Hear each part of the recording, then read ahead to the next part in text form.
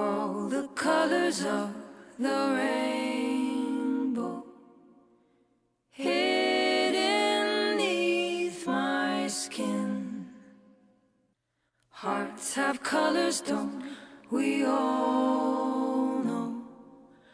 Red runs through our veins.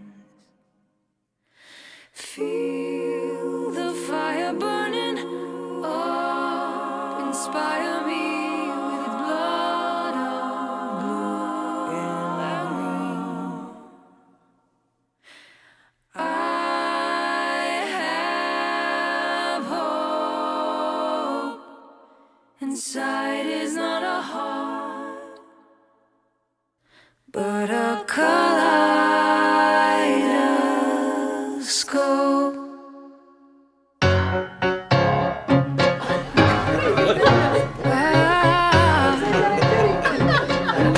Did she do that? I am Ursula Dvd, and actually Ursula Dvd Hb, which was made a big hit in junior high school. Ursula Dvd Hb, and I was born March 14th, 1926, in Dallas, Texas, the Baylor Hospital. I am Nancy Doyle, Nancy Banning Doyle, and I am my mother's oldest child. And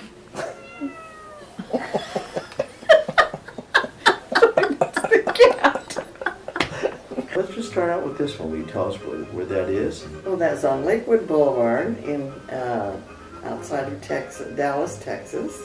And the lake was down here to the side. And beautiful area.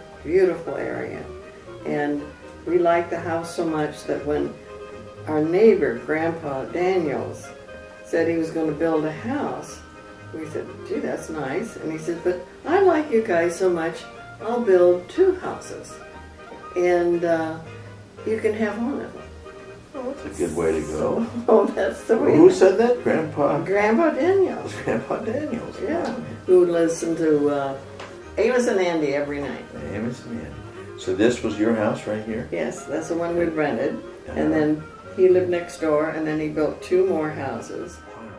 Maybe you should introduce yourselves. Mom, I'm the daughter. I'm Ann. And your name? Yeah. I'm Ann Banning Wright, and I'm here with my mom. And we are here, I'm kind of interviewing Mom on a topic that I thought would be fun to interview her about, which is dancing, something that she and I have always loved. Yes, both of us. In fact, whenever I would go on a date, I'd come home and Mom would say, were you able to go dancing? And I would go, no. Or when I did go to a dance, I had to explain, you know, how we dance, what we dance, and that kind of thing. So, because Mom has always been very important to me. So, Mom, here we have pictures of you. Do you know where this is in Dallas? Dallas, Texas. On Lakewood Boulevard. On the sidewalk in... No, driveway. Oh, driveway, in your pointy shoes. What are those called again? Toe shoes. In your toe shoes. Yes. Like a quite star-like. And Mother made that dress. Do you have particular songs of that era that you remember as playing over and over, or a particular band that you really like? Well, for one thing, I wasn't allowed to listen to popular music until the 7th grade. Your grandfather saw to that. Nor was I able to buy any sheet music. My first sheet music that I was allowed to buy was 3 Little Fishies. 3 Little Fishies. And that was a popular song that I was allowed to buy. Can you imagine that? And that was your first...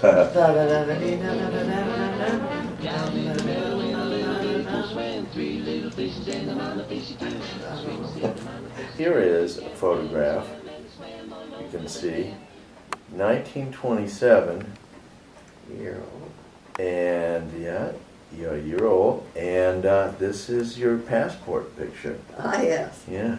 So tell me who's in that. Mommy and I went to Switzerland when I was a year old to meet all my uncles and relatives there, and we had a a marvelous time. Oh, yeah. Tell me a little bit about your mom. She was a very joyful person and very, well, they used to call her, oh God, Sunshine, Sunshine.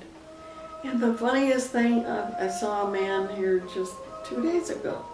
And I came up to him and he says, "Here's the sunshine." That's what he said to you? Yeah. Oh. God, I almost started crying. Well, she sure had a wonderful way that she carried herself, that's for Yeah, sure. and she had a very hard childhood.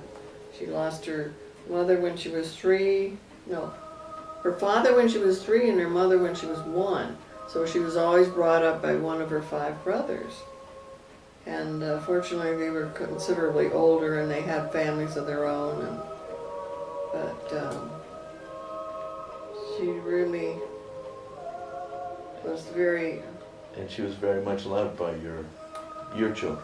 Oh, yes.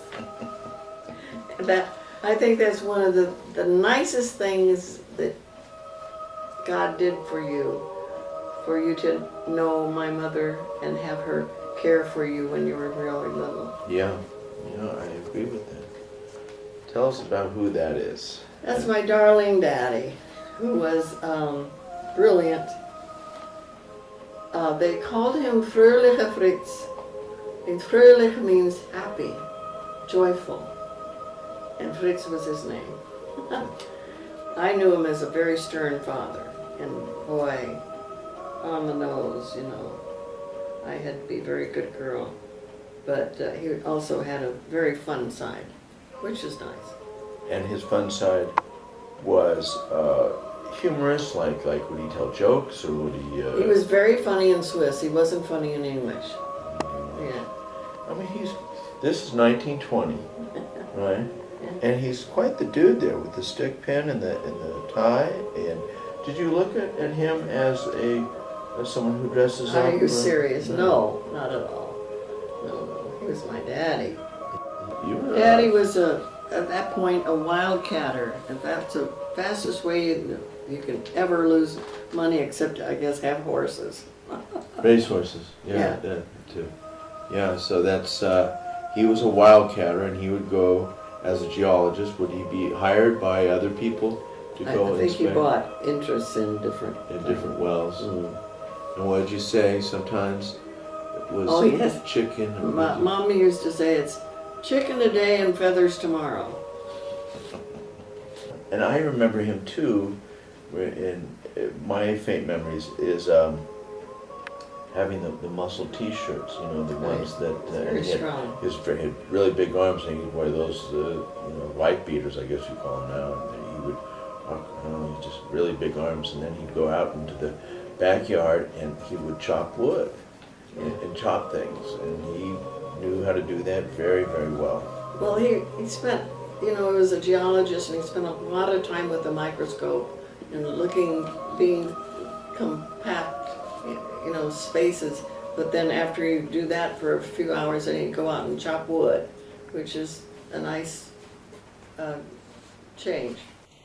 After Daddy died in Switzerland, Mother came home, and we had a talk, and I said, you have so many friends in Lucerne, and so many old friends and dear friends, and I said, I'm really almost surprised that you came home as soon as you came. And she said, over there they have so many rules. Yeah. I could not stay. I would have had to wear black for the rest of my life. You're in your little box, and if you don't do that, then... Exactly what you bumped into. Mm-hmm. And then I come to California, where no one thinks a thing if I walk barefoot around places and make pasta with apples. Sure.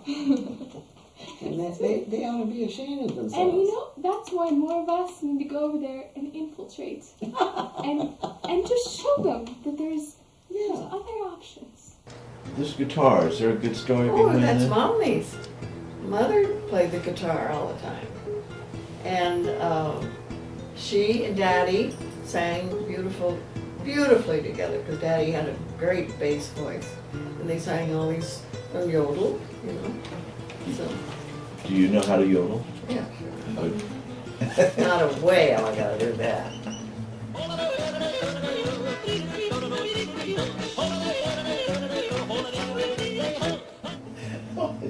I don't know if that deserved a tongue, but so you're saying that that guitar is, you know, probably close to 100 years old. or Much something. more, sure. They would take the guitars at parties, go around, you know, maybe at your house, or then the next week you'd go to somebody else's house. And it was the tradition that if you sang a song especially well, they would make you ribbons for your guitar. And I'm sick that I didn't keep those. But they were just plain ribbons that they would either embroider or paint the name, you know, Ursula Dvd, little red rose, and all that, and that you would hang on your guitar. Mommy said she had a big thing like this, like this, of just ribbons for her little guitar. You used to have ribbons on your guitar too. Do you remember? I remember something at I do remember. where the Yeah. keys This are. land is your land, remember Yeah. that one? And you used to have ribbons that would come on down. Yeah, that's what they do. And so you'd get, who would make you these ribbons? Oh, like the drains, or, you know, Because they really liked the way you did yeah, it. right. It's just a fun thing to do. Let's talk about your dancing career. Let's talk about high school or grammar school. Well- and dancing. Grammar school in dancing was strictly in ballet and in toe shoes and with instructors, and, you know, much fun. But then I got sort of a funny tummy, and it made me have cramps, so I didn't go more of the real You mean stuff. your stomach kept you from a ballet career? Probably. What, from just wearing the tight leotards? I think so, something like that. Tell us about Sonia. Sonia was my mother's friend's daughter, and she was a very, very close tie to Switzerland for me, because we would talk on the phone and talk Schweizerdeutsch, and she would call me, I would call her, and it was, you know, always a tie. That's why it hurt so much when she died, because I don't have any more ties in Switzerland, except Lucerne, you know, so. And she was a fascinating woman. Oh, yes. Flyer, mountain climber, sailor, star sailor. They won all the championships around there, the lakes. So you went to Switzerland and back twice before you were 4. Then now you're at 5, and now you're in Dallas, and your family's pulling up stakes. They throw you in a car, and they're saying, we're heading to California. Tell me about that. All I remember is thinking it won't be so hot. It was just painfully hot. No air conditioning in cars. I remember Daddy talking to some man, and he said, yeah, I averaged 50 miles an hour of how fast he went through all those deserts and all that. And I would pass out in the back seat, and they'd take me into a drugstore, and I don't know what they gave me, but anyhow, you know. And did they have like those big sacks of water? Remember that they put by the radiator or Yeah, something? I saw that on other cars. I don't think they had enough for that. He didn't go for that. No. But you sat in the car, and you know, again, you've been to Switzerland twice since you were 5, and now you're going through desert of unbelievable. You're heading towards California, and you saw animals, and what happened? You saw. Oh, you're talking about the bunny rabbits. Yeah. There were all sorts of rabbits in the street, you know, killed. And there were only 2-lane highways, you know, so they got nailed often. And I would cry every time I saw one, and then Mother finally worked out the thing. They were bad boy bunny rabbits. They didn't mind their mother, and they got nailed. That's you know? what happens when you don't. So you don't cry quite as hard, but oh God, that was horrible. Still, even though they were bad, it still brought tears to you. didn't you say that you would stand in the middle somehow, like the whole way out to California? Or you should probably repeat that. I Well, think, but It's just that there were no rules about where you had to sit in a car. And so I just stood in the front of the car by my mother's legs and looked out the window, you know, and my hands on the dashboard. It was great. And we sang a lot. Can you do a song for us right now that you sang? No. There were no clearly.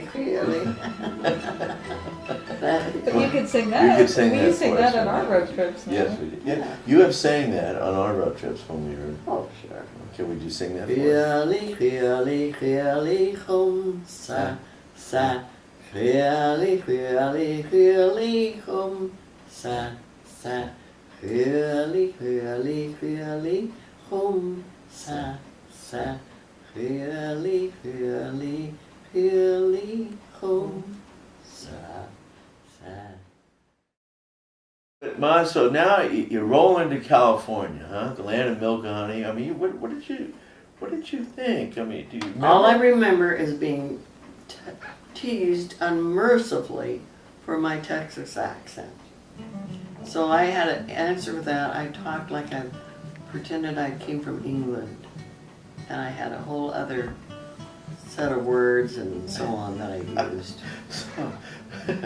So you pretended like you were from England. Yeah, and then no Yes. problem.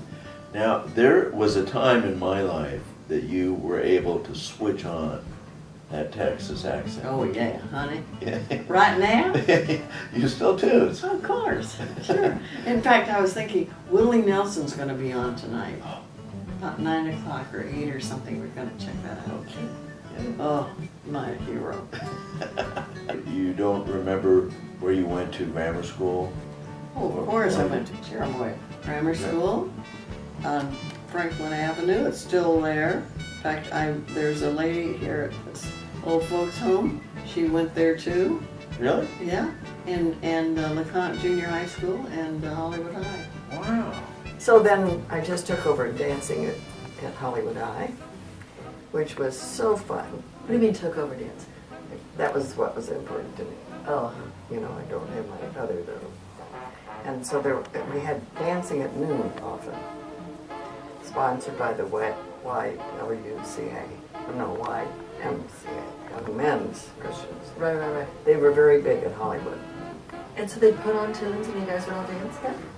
At lunchtime? Lunchtime. It was so fun. And like what would you dance to? Oh, God. Jersey Bounce. I remember that vividly because they always made sure they played that because there was this one gal with big boobs and she always wore a jersey blouse. And it was called the Jersey Bounce. And she'd come out at Jersey Bounce every damn time. It was great. Well, Mom and I did, love to discuss our dancing, so she would try and teach me how they danced. And it had... Balboa. Yeah, the Balboa. And so Mom would say, now you just put your head, you sort of touch part of your heads together, and we will do a reenactment now, Mom. Now, I really can't talk to the camera now. So, Mom,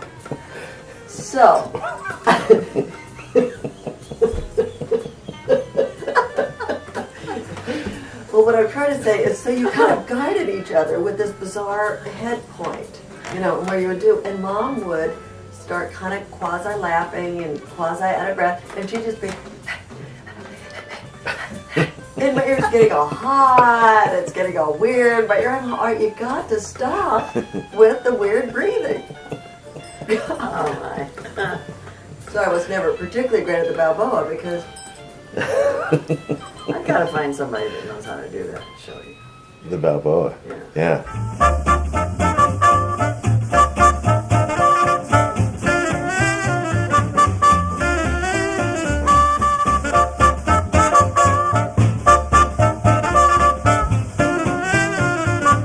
Mom and I could just do a small move if you need it. Well, could you just... Now, wait a minute. Can't we do a small Balboa? No.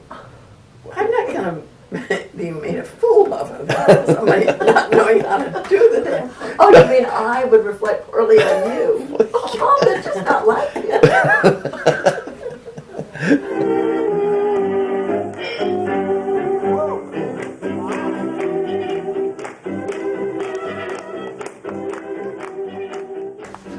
The interesting thing about the dancing was that every school had their own style, whether they knew it or not. But one time at the Simpsons, remember them? And we had a party up there, and we had all these people, and we said, come as you were in '44. So they came, and Bets Rockwell came pregnant, and it was very funny. I mean, Ed Forbes came in a sailor suit, and it was quite cute. But the other thing that was so funny is how we could see where every one of them went to high school by by their style of dancing. Oh. I'd like to dance. No, Well, I was asking that more rhetorically. he went to Beverly High, and that meant he walked around the dance floor. In sort of a weird prance, or just No, they just didn't really shuffle. dance? Did that bother you that Dad didn't like to dance? No, he had so many other qualities. Oh my God. I think we really enjoyed being together. I remember coming home from some vacations when you come through Sepulveda, 405, coming back into town and knowing you're going to go back to your routine. And it's sort of like, I have to share them with others.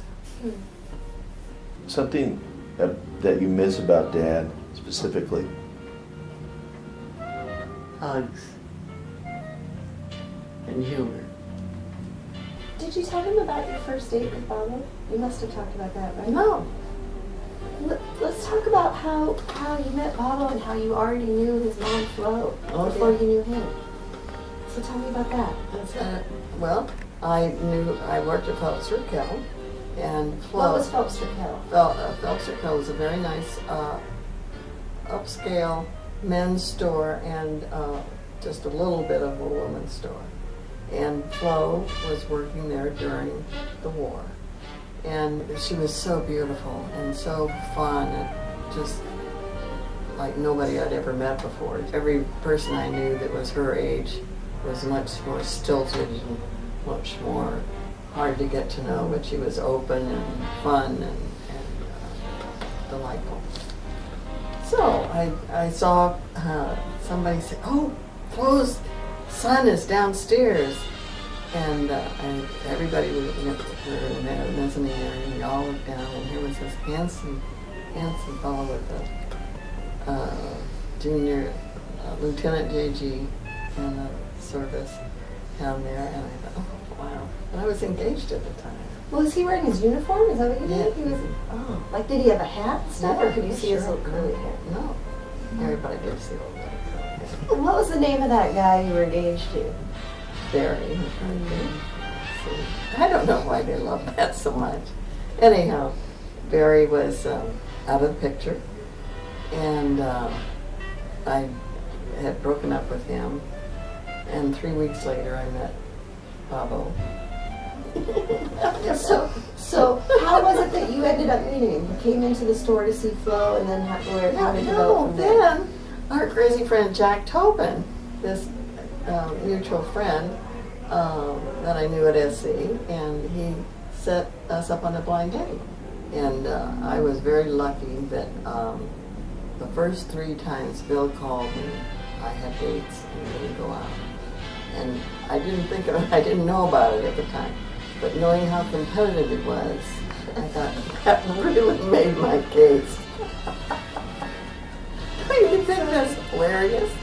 So finally we got together and we went to Sarnez for a drink, sat at the bar. What did he tell you on the phone when he called you before you went out? Oh, all sorts of wild things.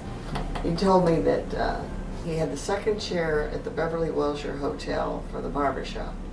And he was very hopeful that he would get the first chair because the guy that had the first chair had tuberculosis. Just this wild story. And then, no, I can't go. And then he called again. And I tell Mother all about this. Oh, that's funny. You know, and then he called about something, asked me on again, and I had another crazy story. And so funny, but I was busy again. And it just happened that, you know, I'd just broken up, and I don't know, there were a lot of dancing. I don't know. Anyhow, it worked out beautifully for me. Then finally, the third time he called. And on analyzing Bill Banning, there's just nothing that would have been better for him than me to not be available You know, that was just the best. So the best happened. And we went out and started having a wonderful time. He asked me to go sailing the next day. We went down to Balboa and had a wonderful time sailing in his little dyer dinghy. And it just, from there on in, it was just, we were going to get married. I don't know, when I first met him, I thought, not only is he so cute, but he's so funny. And I just had the best time when I was with him. So, okay, so then you're saying you were engaged to Bobo 3 weeks after you met him? Do I have that right? I think it was 5 weeks, actually. I thought about that when I said it. 5 weeks. It was so amazing. And Joyce was there. And he said, you know, we really ought to get married. And I said, oh, yeah, I think you're right. You know, I think so. And so we... What, like, you know, while you were just driving or something? No, we or were was it a dancing. It proposal, or- was a Sigma Nu party at the Bel Air Hotel, not Bel Air Hotel, that other club over there off of Sunset, Riviera. And anyhow, we were at an Alpha Chi and Sigma Nu fraternity party, some big dance, snowball or something. And we got our heads together and we built things. And we just met, you know, just a few months ahead. And said, you know, we really ought to get married. With that, Joyce comes up, my good friend Joyce. And I said, what are you doing here? You know, and trying, hello Joyce, you know. Oh. And anyhow, somehow I got it over to her that, you know, this was not the time, but that was when Bill proposed. And how did he get down on one knee? No, we were at we were at a little coffee table in the bar, in this bar of the party of the Sigma Nu Snowball.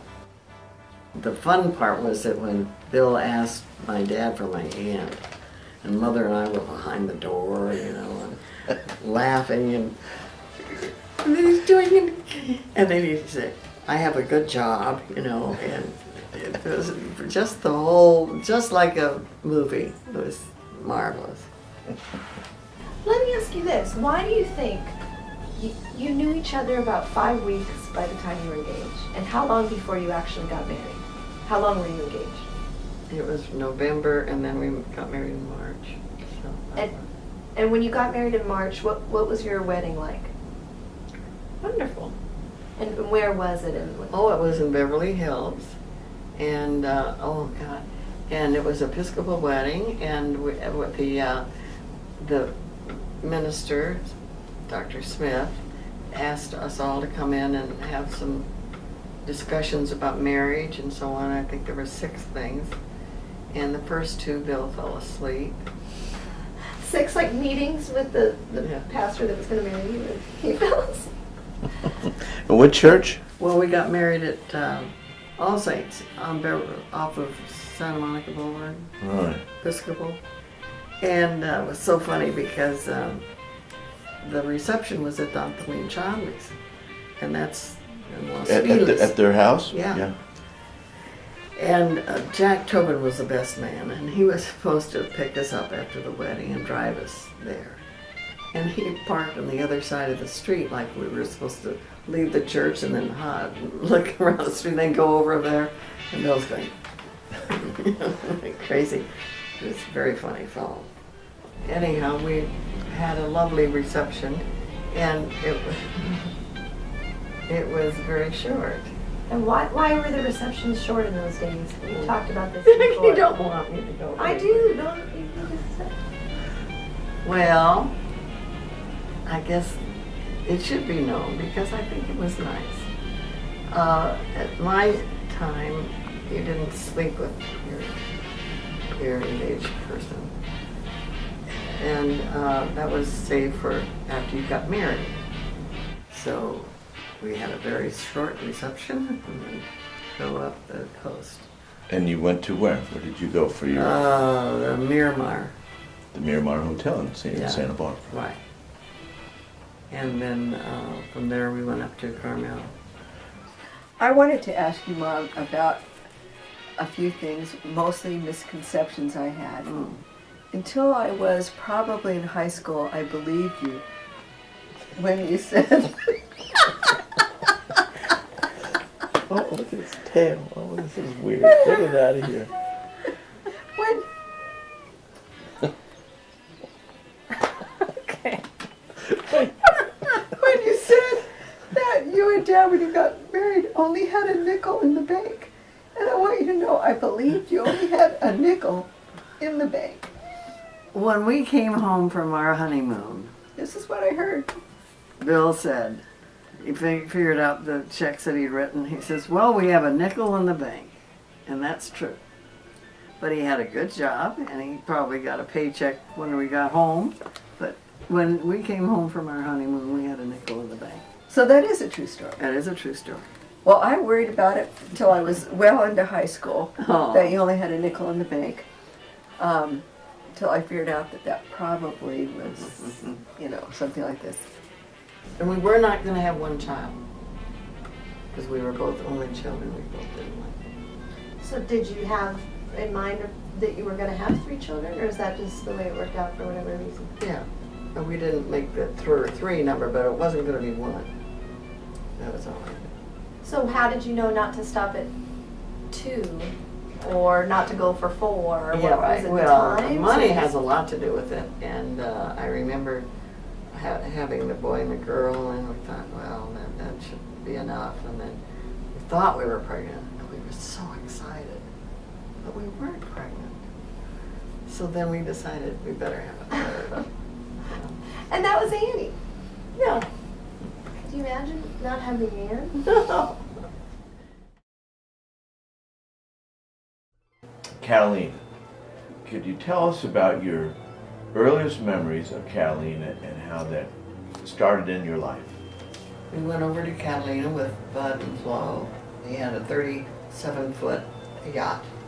Wheeler, I think was the guy. Sea gypsy.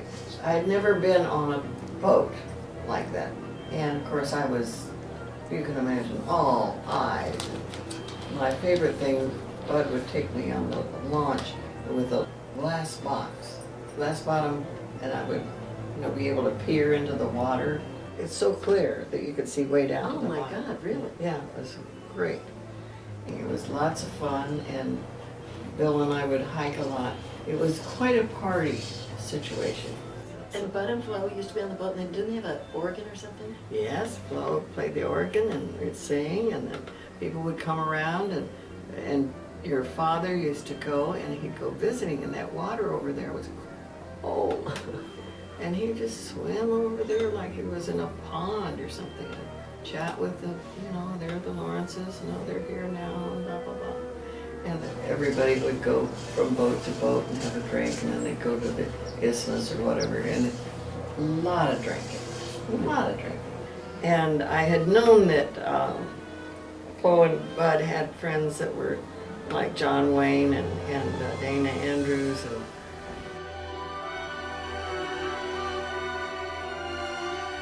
and Ward Bond, of course.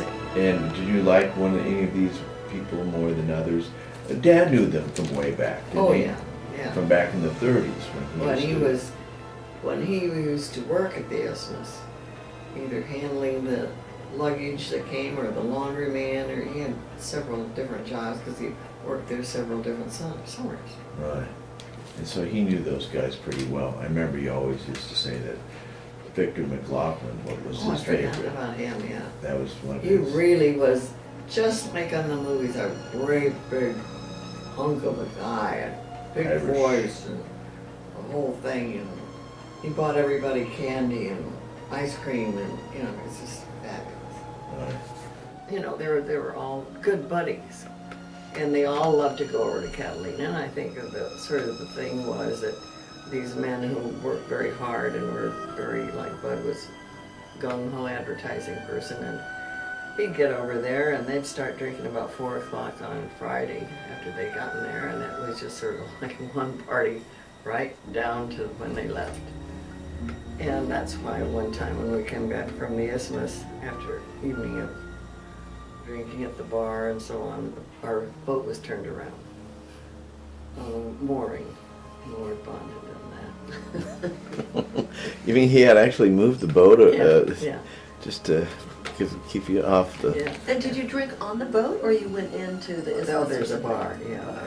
And one of my thrilling stories about that one was, I was sitting at the bar talking to Frank Morgan. Remember him?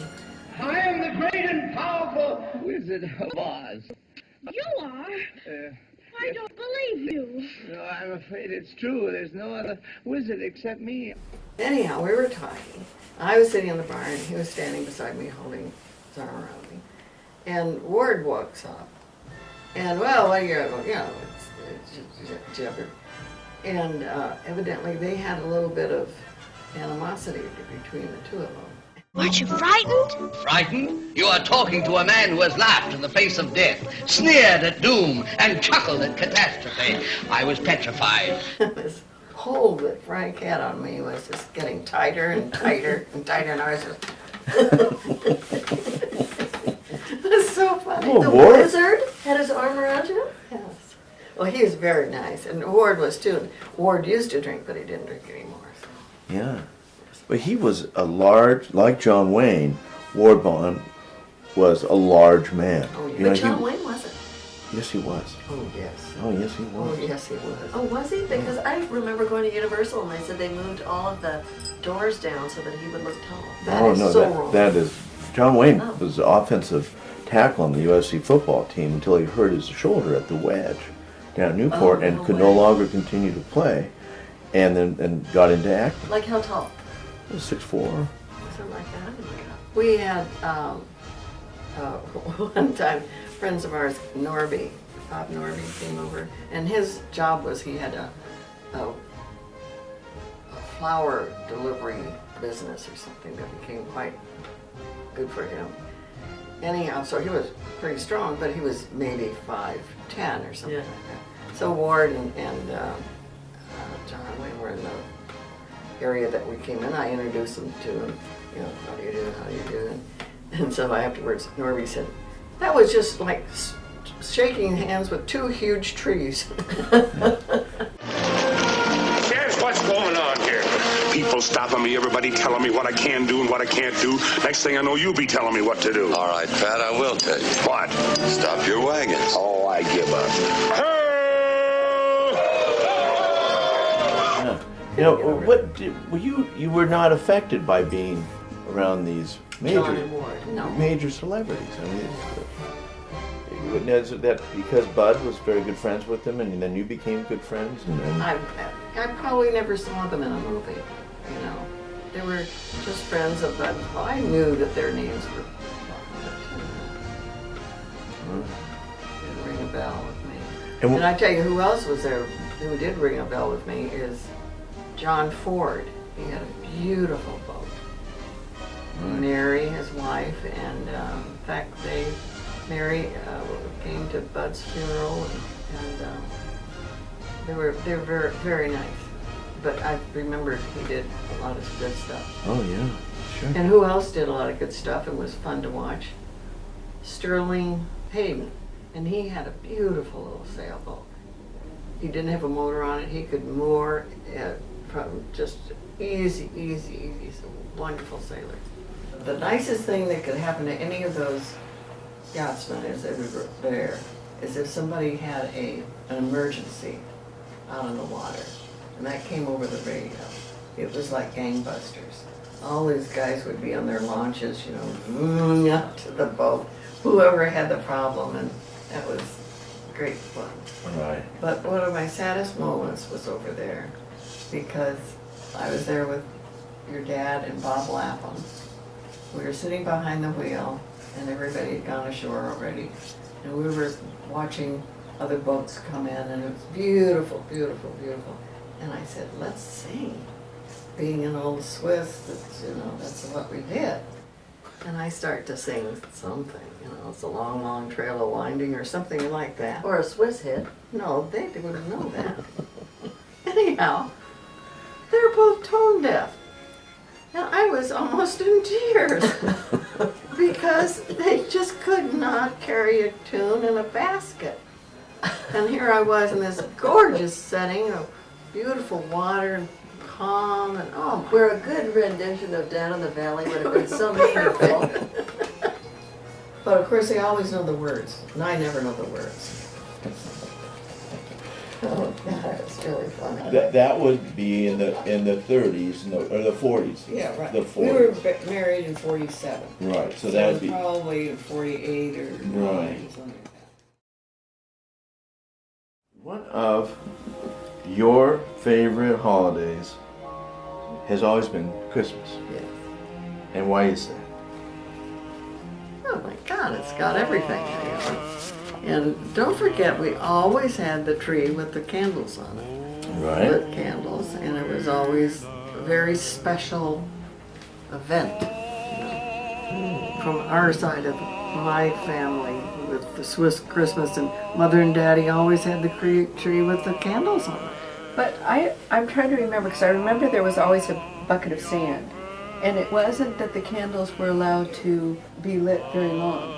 I think that was just an added protection, because the way the candles were lit, we were either in the room or coming into the room and Daddy had just lit them, and we would stand and watch, and we'd sing a couple carols. Carols, yeah. And then we, after we had the candles all lit and sang our carols, then we blew them out. And the whole time Dad had a stick with a wet cloth at the end. In case one got too low, then he would put it out with the wet cloth. But it wasn't never very long. Never very long. The most we sang is like two carols. But always Silent Night. Oh yes. Yeah, that was always one of them. Yeah, I remember that. Right. This one is our first Christmas, and our apartment that was over a 3-car garage. And I hadn't made the curtains yet for this place, but this was very exciting. And that was your first Christmas Yes. at the apartment there in... On El Mayo. Yeah. So, any interesting things about your early married life? It was a rude awakening in that I had never been around a lot of men or card playing. You know, Daddy didn't do any of that. He didn't go out and play golf. He didn't. And every Saturday, almost before we got up, the first of Bill's friends would arrive to go play golf. The 3-putt or whatever it is. 3-par. 3-par. Across the street, yeah. At Rancho. Rancho, right. And then I'd think, well, that's fun. You know, they go and have fun and all that. And then they come back and then they play cards all afternoon. And I'm just going, what the hell? You know, didn't think that was all that hot.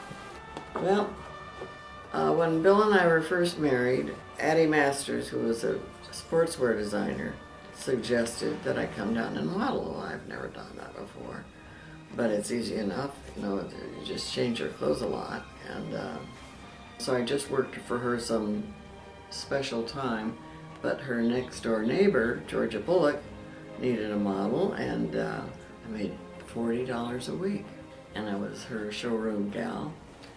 You know, money was huge. I think he made $225 a month. And Of course, how much was a loaf of bread? yeah, right, What would you remember what your rent was? $52.50. We got to pay it every 2 weeks. But what I think was, you just don't have much money at all, and so you just, you know, maybe you go for a walk, or maybe you, you know, there was a lot of camaraderie. We were all in the same boat, you know. Right, all your friends. Yeah, sure. Before I was born, what did you guys do, like on the weekends and things? Well, we had a unique situation in that we were the first ones of our group to get married, and our group was really mainly Bill's friends. And so we had the apartment that's over the 3-car garage. And every Saturday night was a bottle party, and everybody bought their own bottle. I did not serve peanuts or chips or anything, mix, nothing, because we didn't have any money. And so they were just thrilled to have a place where they could come, and we had ice, you know, big deal. And it was the place to be. I mean, we would have 20, 30 kids, you know, on the floor laughing and telling stories, and it was a great time for stories of World War II. And I can remember being on the couch, tears just streaming down my face with these stories of the fellows in the service, you know, and what all had happened. And tears of just laughing, just laughing. laughing. So they were more Yeah. the Hogan's Heroes Yeah. than the right. Than the From Here to Eternity. right. Oh, definitely. Okay. Right. Okay. And so when you had these friends over, that would be Friday night or Saturday night. But what did you do during the day? Did you do any, like, play tennis or play golf? No, I don't know what I did. I cleaned the house a lot. And that seemed to be my thrill. And we didn't have money to do anything, you know. I couldn't go out for lunch. I couldn't go. That never entered my mind. That was just not something I did. And I just was very happy with my little apartment and my darling Annabelle Kurtz that was my landlady and friend of Flo's. And I can remember being all, you know, showered and all my hair combed with flowers and everything, waiting for Bill to come home from work. Wow. And what was the address of where you lived? 10268 Almayo. I've been there. Remember we went there with on Dad's 80th birthday tour? Right. Yeah. And so what other things did you do before I was born? Well, I was thinking that one of the things we did do on Saturday nights, quite often, we would go to the tail of the cock after 9 o'clock, which I don't know if that meant they charged less for drinks or whatever. And we would go and have a drink, and that would be a drink. You know, but a lot of people came and did the same thing. We were all young and broke and so on. The only excitement about that one was, and I can't remember the movie star's name, was with Mary Grover, and she knew that this particular movie star was from Texas. And so she had the band played The Eyes of Texas Are Upon You to see if he would stand. And he did. And so that was our thrill for the whole year. And so he stood for Eyes of Texas Are Upon You. And this one is another Christmas shot. And you can tell us, looks like you have the curtains up now. I do have the curtains up now, and I'm pregnant. That's what I was thinking. Yes. Very exciting. And then here's the desk that is now at Annie's house. Right. I think one of the great things about you and Dad is that you had, I think, 3 very important homes. I think the one on McLaughlin was our star, and then of course the one in Bundy, and then the one in Santa Barbara. So tell me about the one in McLaughlin. Do you remember the address? 3531. And so tell me about, this is your first home. Tell me about that. It was the most thrilling thing in the world to me. We got to get this house. I think we paid $11,200 for it, and it was 1,100 square feet. 3 bedrooms, 1 bath, and a nice little kitchen, dining room, and we had a fireplace in the living room. And it was a darling little house, and GI tract things, you know, and truly a loved home. And it was interesting that when we bought it, and when we first lived there, the lot across the street was still a farm. And it turned out he was a Swiss farmer, which was also funny. And we bought our eggs from him, but just, you know, it was just a wonderful little house. Do you remember, I mean, the process and why did you choose that part of, was that Brentwood or was it, No, is it's that not Culver Brentwood. City or no? It's not Culver City either, it's got some funny name on it. Mar Vista? Mar Vista? Yeah, that's closest, Yeah. But I think that our darling Annabelle, that we used to rent our little apartment over the 3-car garage, she was the one, she said, you two ought to be looking for a house you can afford at GI Bill. So, yeah, that's a good idea. And then we found this house. Do you remember walking in the house and, oh, this is ours? I mean, that must have been just such It a... was absolutely, I could not eat breakfast. I couldn't do anything. I was absolutely delirious with, I think to me, home has always been huge. So why did you leave the house on McLaughlin? And what was the next step? We wanted to have another child. And we just, this was, you know, 1 bathroom. And the bedrooms were all quite small. But in fact, when the bed that's in the other room right now, when they came with that bed for our bedroom, they said, you got a room big enough for this bed? So the bedrooms were really small. I mean, you're just So you moved to Bundy because you just needed the room. And so tell me about that process. I mean, it's always hard to leave a place, but it was getting too small. Oh, we were thrilled. This was the high rent area we were going into, and it was the place to be. Barbara and Bill Ernst, they had moved, and we were all sort of happier, you know, had bigger houses. It was very thrilling. Right. And were there homes all around? It wasn't a tract? No. All the houses that are there now were there then. Right. Like nothing new went in. Right. You know. Right. So they're all old. Right. And so tell me a little bit about the Bundy house. I think I can speak for all the children. That's our house. It was great because it was centrally located, and in that the kids, the carpools, you know, were just always easy to get to and come to, and it was a great house in that upstairs bedrooms.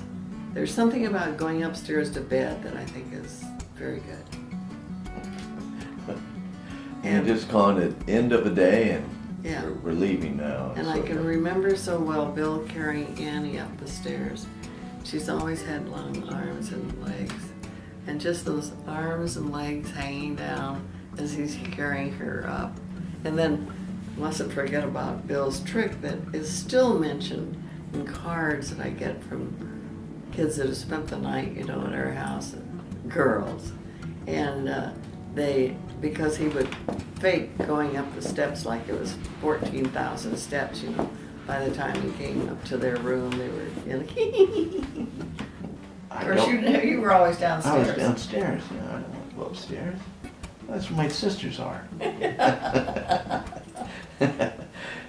You know, and I don't know if I ever told you this. I think, to my memory, the only time I ever saw my father cry was when we left that house. Oh, I didn't know that. We were in the backyard. The final time we were there. Oh, I thought that was a great house. It was a favorite of all our friends. I know that. It was because of the way that you made the house. Oh, was so comfortable and inviting and warm and everyone liked coming over there. You know, there was just something. But it was well set up. It was well set up, but it was odd that we ate a lot of our meals on an ironing board. You know. Okay. But it had flaps on it. Yes, okay, well set up, but that was pretty funny that we were eating on an ironing board. I also remember having And didn't think anything about it. No. That's where I did play the song about the 5,000. Yeah, that's when I cracked, yeah. If you miss the train I'm on, you will know that I am gone. You can hear the whistle blow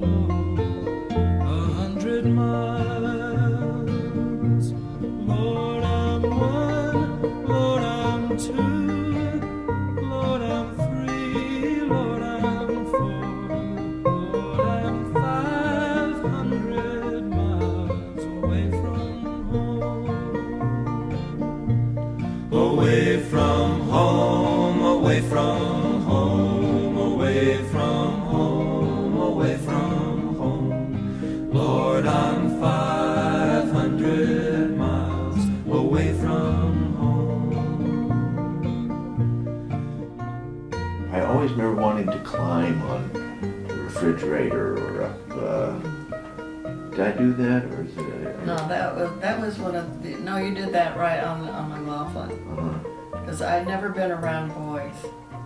And to have my own boy and I'd find you on a shelf. Jeez, shelf. Think about it. You know, you come into a room, the kid's on the shelf. I just thought, I don't know that I can take that. And you know who was your helper? Peggy Boy Day. Okay, yeah. I was gonna have to give you away or something. Because it was just more than I could handle, this little boy who was just all over hell.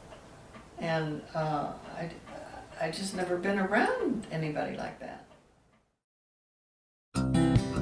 What would your lives have been like on say an average Tuesday? Like while he was working, before you were retired, and you know, once the kids were born, what time would he go to work, and what would you do during the day while he was gone, and when would you come home, and so forth? We had a pretty good timing on things, and what was interesting is I laugh sometimes now because I read someplace that it was very good for a spouse to have a rest when they came home because they had trying times before they faced dinner and all that. So I said, you know, you should rest for about a half an hour when you come home, which he didn't argue with me. And he did that, and it worked out well. He had a strenuous job, and you know, 3 children. We got everybody through private school, and being in business for yourself is not always easy.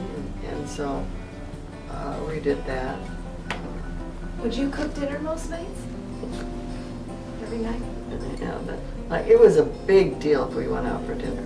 I mean, that dinner out once a week is just, that never happened. So would it have been somebody's birthday or an anniversary or something like that if you went out for dinner, or just sometimes Something.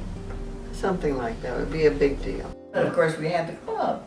Yeah. So you can't say that I can't whine too much, you know, that we didn't go out enough. Well, I want to talk more about the Beltway Club. So you were the first junior members. Well, those first sets, yeah. Yeah. And it was a very big thing for them to let young people in with children, you know. What was our typical Saturday there, or Sunday, or do you remember that? You know, Yes, getting I up, remember getting all of us her. in the car. Well, this is getting in the car, but this is when we had the cabana, which was, of course, several years afterwards. But we would, as Nancy would be quick to point out, we all split up the minute we came in. Daddy went to the paddle tennis courts. I went to the cabana with a stack of magazines, and the kids just went to play or wherever. But it was very fortunate in that you were very good in the water, and you were, whenever I would ask where you were, where's Billy? In the water. It was always in the water. And Annie was scared to death of the water, so I didn't have to worry about her. She didn't go near. And Nancy was a very good swimmer, and it was because of Nancy and me. I was very excited about this. Nancy, remember you took swimming lessons at somebody's funny name? Tink Turner. Tink Turner house, and she won all the little prizes they give for good swimming. And so I thought she was very safe. One time she was out swimming, she got caught in a riptide, and she didn't know what to do. And fortunately, I was watching, and I, could tell her to swim around, and it all turned out. Then I realized that we needed swimming lessons for the ocean. So that was when we started another program down at the club, safety in the water of the ocean. Yeah. Because that's a whole other ballgame than a playing In in the a pool. Sure. Tell us about the move to Santa Barbara, to Alston Place. The view, of course, of the ocean, which to me was so wonderful, and it was a great house. It was just one of those houses that really lent itself to entertaining. The dining room table held 12. That's lots of fun, no matter what you do. And the fact that you could all come, and you all came. Everybody loved to come up here. And we had that middle bedroom just for those that had the babies, and we had the cribs and stuff. And so that was where you really started enjoying gardening? Well, I love gardening very much, and I didn't realize how much I had missed it until they gave us a plot here that you could, like I grew my lemon spice rose and pumpkin and so on. There's something about digging in the dirt that's just therapeutic. You can't say it any other way. I think my love of gardening I got from you. Oh, you know, that's so nice. because, well, it really is something that we really enjoy doing. But you're the only one with pumpkin. Yeah, special. Julia Child was a very fine cook, chef, and I would see her at the farmer's market. And she was friends with some acquaintances of mine. So we got to be friends like that. And then 9/11 happened. Oh, Jesus. People really think I'm nuts. Anyhow, 9/11 happened, and they kept saying, tell the people you love them, that love them, or, you know, do the things you should do now. So the next thing I know, I'm driving in the driveway and Bill's in his garage. And I said, I just did the damnedest thing. I invited Julia Childs to dinner. I said, would you like to come to our house for a Swiss dinner? I'd love to. You know, where she's from. We're going to do all kinds of omelets, plain omelets, cheese omelets, omelette aux champignons, and so forth, and we're even going to have a dining room party with omelets. She came over with our mutual friends, and she was just as charming as she could be. No, but you didn't eat in the dining room. You ate in the kitchen. Well, the kitchen had a fireplace in it, a raised hearth, and it was really very comfy. Excitement was telling Nancy, who was in Michigan at that time, that I was going to have Julia Childs to dinner. Well, the first thing she said, what wine are you going to serve with the Broadridge? It was a sort of, Broadridge. And that was the quest from there on in, what wine would be served. And that's all there is to it. Hello, Grandma. Hello, sweetheart. Hi. So, today I wanted to talk to you about being a grandmother. Being a grandmother is sensational. Just sensational, because you're more relaxed, and what if you spoil them? So what? That's just so much more fun. How did you feel when you found out you were going to be a grandmother yourself? I was crazy. I just could hardly believe it. It was so exciting. Very exciting. I do have to say this, is that you used to congratulate yourself to me. You go, Nancy, don't you think it's wonderful I'm not bothering you about having a baby? I remember not getting that. pregnant? I do remember that. I thought I was so wonderful to not do that.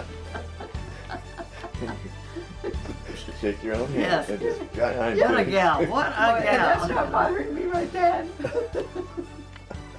Terrible. Terrible. Can you believe that your granddaughter is 33? You know, and I I'm told sure her worried about friend. being 30? Yeah, I know. We have a picture of Nancy holding Casey in the big bed, and you and Ann are there, and you cannot tell by the faces whose baby it is. I mean, they were all as proud as, like, you just didn't know who it was. It was incredible. Yeah. Yeah, I know that picture. Yeah, I do too. My other question was, how do you see yourself in your 4 grandchildren? Right? Like because I personally feel that there's a lot of you in me, and I know that there's a lot of you in Casey and Jake and Stephen, but how, in each one of your grandchildren, how do you see yourself in them? Well, I haven't ever thought of that. But I really, I think I see, like I'm so thrilled. We were all in the car taking a trip, road trip, and I could see that Jake had Bill's sense of humor. And that's primo, you know. Don't marry anybody that doesn't have a sense of humor. Oh. And, but I've never thought that, I've never thought about that. I think I think we all sort of enjoy the same things. Yeah. Yeah. And we all really have an easy time enjoying things. Too. Yes. That's really the base of it all, is that we really don't find it difficult to find the enjoyment in most No, things. absolutely. Oh my God. Sit on a corner someplace and it's going to be a screen. Like in my recent adventures in Venice, when I wanted you to be sitting on that bench, just watching the boats go by, because I just knew you would love just sitting You're on so this right. bench You're and right. watching all Yes. the boats. Oh my God. Well, there's just so much to enjoy in the world. Yes, that is very true. That is very true. Mom, let's talk a little bit about parades. My oh my, where shall we start? I found my niche, you know, in Santa Barbara. They have parades galore. I'm glad you don't collect pins. Pins from all the parades you go to and just wear them on a Give me freaking hat another or idea. something. I tell you, we have so many. I must have gone to 5 parades within the last month and a half. 5 parades last month and a half. And that what I love is that they closed down the main street. And that's just so great. I don't mean to change the tempo, but I remember going to the parade with Mom and the Rose Parade, and we had to sit. Well, first of all, it's so freezing because you go at 6 in the morning or something like that, and so you've got your parkas on and everything, and then by 10 you're roasting, you know, having to carry everything. And Mom is a believer that you stand for every American flag. And I'm not kidding. We were on a curve in lunch. And then with all of our junk, she'd go like this and hand me the junk, and then she'd stand up and then take the junk, and then I would stand up, and then it would go, you know, on, and here with the next one. You know, it would, oh my God, I was exhausted. Every American flag, not a Maine American flag, every. Listen, that continues to this day. Just that very place I was talking about, a lady came up to me and said, I know you have a fairly new knee, and you really had to struggle to stand up for every flag that went by. And it was hard, you know. Nothing to hold. Have you ever gone to a parade you didn't like? No. You like it? No, I can't even understand you.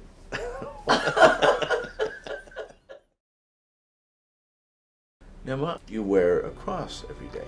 Why, and where did you get that? Let's see, Mrs. Ursh, a friend of Mommy's. Also common spelling. And she gave it to me when I was about 13. And I've always loved it. And I had it on, and this used to be my mode. I used to do like this. And then I took it off for some reason, and probably wearing something else. And then my friend said, why aren't you doing like this? And I said, because I don't have my cross on. And then I put it on, and I haven't taken it off. They make you take it off when you get in the hospital. But I don't know, I feel good about it, and I think it's very beautiful. It is. And by the way, I have a mold of it, because there was a time when I read that people were stealing stuff like this off your neck, just pulling on. Right. So I have a mold. Would you consider yourself a Christian? I don't like that term. Why not? I don't know. I don't like to be labeled, I guess, but I'd like to think of myself as very spiritual, but not necessarily. I don't feel that I have to go to church. Do you think Jesus was somebody divine, or do you think Jesus was a I haven't made up my mind on that one yet. But I know that there's God. What does God look like for you? What does God do for you? What do you think God is? I know he's amazing. That's what he is. And I feel like very close to him. and that I'm led and I don't know the word, Swiss comes to me, piety. You know, like you say piety God, you know, God is God. And piet means I'm shepherded by Him. You know, I'm led to the right way by Him. Mm-hmm. And Does your I don't want to use the term faith because well, I could maybe it's a good word. Is your faith that makes you unafraid of death? oh, I would imagine so. I can hardly wait to see what happens next. Just, there's no fear at all. What do you think might happen next? I just can't imagine. I know it'll be something fantastic. I mean, do you think it might be like heaven? Do you think it's like maybe, you know, you sit like in Lucerne with your parents and Babo and eat chocolate and wine, or do you think it's something different, or you just have no idea? Well, I have lots of ideas. Like one of them I'm hoping for is jumping from cloud to cloud. Wouldn't that be great? No. Would you wear shoes to do that? Well, I really have been extremely fortunate, very lucky. So many times I thought, I talked to God, and I said, whoa, how did you do that? You know, something worked out just perfectly, just so many things had to jive to work out. And so I've always been very, very fortunate.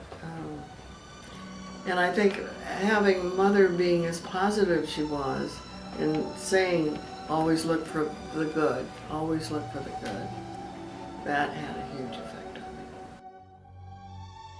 Do you think that you'll have a way to communicate with us? Oh God, you know I'll try. What should we look for? Or listen for? Yeah. Or what? Well, you How know do what? But I asked Mommy I said, what do you want to be in your next life? And she said, a soft breeze. And I can't tell you how often I've been sitting someplace all by myself, not thinking about, anything. Soft breeze goes through. Whoa, is that you, Mom? Well, what do you think you want to be in your next life? I haven't thought about that. But soft breeze is a good one. Or a cloud jumper? No, that too.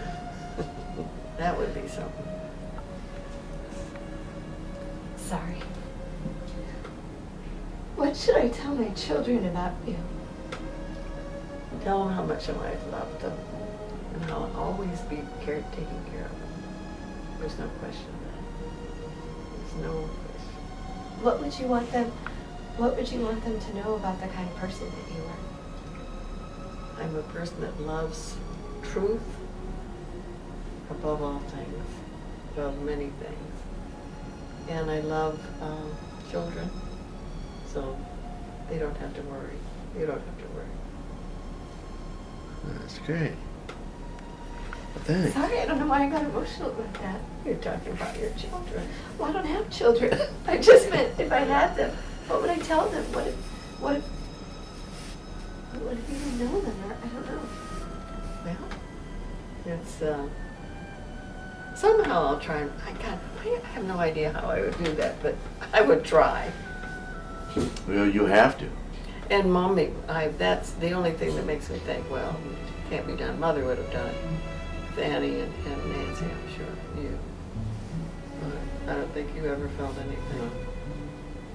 Soft breeze, but anyhow. That's good. We are so blessed to have what we have and that we always got to live near the ocean. Do you know how great that is? Why do you love living in the ocean? I love the ocean. And yet I haven't been in it. I thought about the other day. I bet I haven't been in the ocean 5 years. Oh, in Hawaii. Oh, in Hawaii. Oh, that's right. What do you think makes you more a lover of the ocean than, say, the mountains or the desert? What is it about the ocean that makes you? I think the ocean is amazing and beautiful and Is it true that you might come back as a harbor master? Yeah, I'd love that. Oh, yeah. Or like a sea otter. Or something. Yeah, I've thought about the sea otter. Yeah. Yeah, gosh. But that hopping from cloud to cloud would really be, whoever gets to do that, that's what I want to do. So maybe we'll just look for you in the clouds. There we go. There we go. And realize I'll always be watching over you. You two there. That's what I